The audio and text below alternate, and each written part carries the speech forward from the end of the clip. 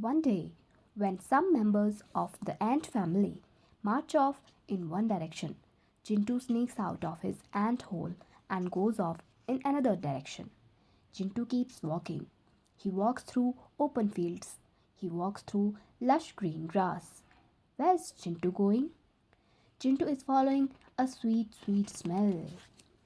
Chintu plods along and nearly bangs into something tall and dark. It is a tree.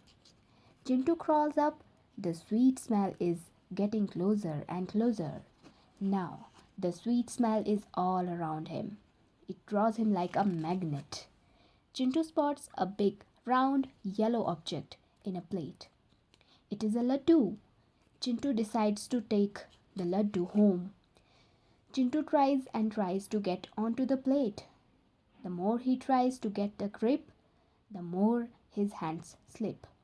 Finally, after a long of trying, Chintu gets into the plate.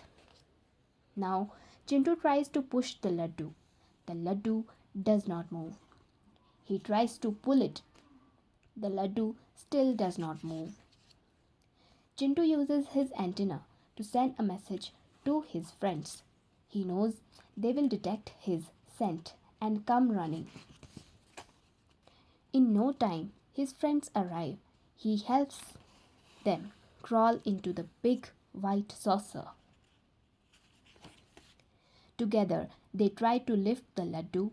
They push it, they pull it, they push it again, but the laddu does not move. Now, Chintu and his friends send signals to their families and their friends. Soon, more ants join them, and then some more. The laddu is now covered with ants. Yes, we can. They shout, and together they push the laddu. Now the laddu moves first slowly, then fast enough to get pushed off the plate.